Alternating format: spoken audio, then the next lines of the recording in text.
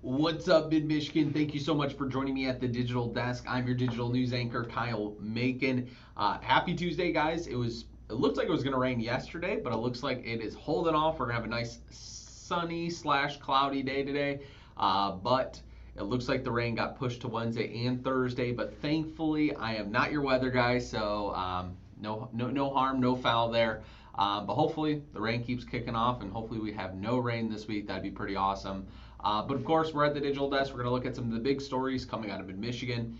I have one fatal crash here in the area, and then two stories that are a little bit more lighthearted. So let's get right into it and take a look at the big stories coming out of Mid-Michigan.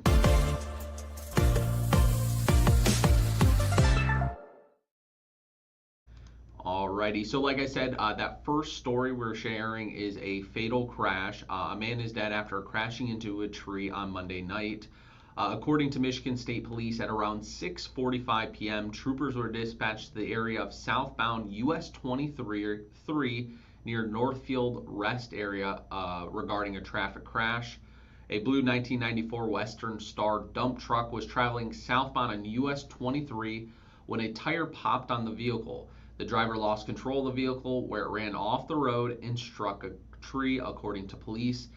Troopers arrived on scene to find Ann Arbor Township and Northfield Township firefighters working to extradite the pinned driver.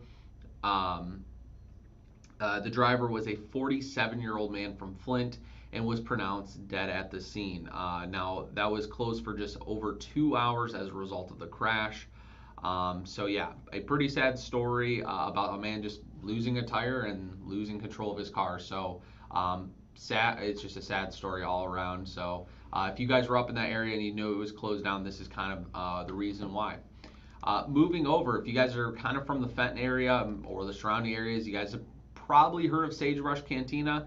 It's a Mexican restaurant over in Fenton. Now, it was closed for, I think, going on almost 2 weeks now, but it is hoping to have people back inside the restaurant later this week after suffering a fire. They pretty much said in a Facebook post that it caused smoke damage to their cantina earlier this month. She tells us that, we talked to a manager at the restaurant. She tells us that cleaning and restoration efforts are underway, and they're pretty much just awaiting approval from city inspectors to reopen. And if you guys want to stay updated, if you guys love Sagebrush Cantina, their Facebook, you can find a link right to their Facebook right here, and they'll give you guys an update when they're open. And then moving over, now this is not a local story, but I just love the fact that we're getting to the point where we're removing artificial dyes from our foods. And the first person, well, not the first person, one of the first companies to do this, Kraft Heinz, to remove all artificial dye from their products. So they just announced today that they will no longer include synthetic colors or artificial dyes in its products. They will also no longer produce products that contain synthetic dyes. So now the company already removed synthetic colors from its macaroni and cheese in 2016. And then obviously the reason why this is kind of, hopefully not, but one of the reasons this could be coming at, it's pretty much right at the time where Robert F. Kennedy Jr. has announced the FDA's banning of the red number 3 dye in food and drugs in January. So now they're also planning to phase out petroleum-based synthetic dye in the U.S. food supply. If you guys are wondering how long that's going to take, well, they have a phase out. So companies have until about the 2027, 2028 year to get all the dyes out of their food and that petroleum-based synthetic dyes out of their food supply. I guess they were facing some pressure from Kennedy, who reportedly met with the company. He also met with executives at General Mills. And then also states are also taking action when it comes to banning food dyes. California and West Virginia have banned artificial dyes. I mean, it's pretty crazy in our country that our food is completely different to our counterparts across, in Europe, Mexico, all those places. Their food is just completely different. I mean, for instance, when me and my wife went to our honeymoon in Italy, she cannot do gluten over here, but then we go over to Italy, she can eat gluten nonstop and have no issues. So, I mean, it really wonders what's in our food over here. So it's really nice to see a company going forward and removing those dyes. So I want to know what your guys' thoughts are on this. I mean, do you guys love the fact that they're kind of doing this?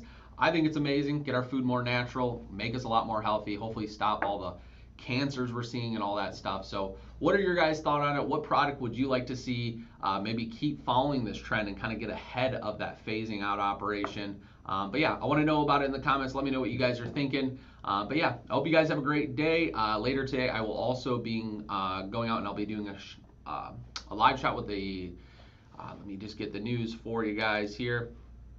But I will be actually going out and I will be with Bill Harris. If you guys know who Bill Harris is, a former Mid-Michigan Now anchor. So I will be out there with them as they do a fundraiser. Let me just get the right name. I'm almost positive I have it. I just want to make sure I give you guys the right name. Sorry guys, let me just do this real quickly just to make sure I get it so you guys can have that information.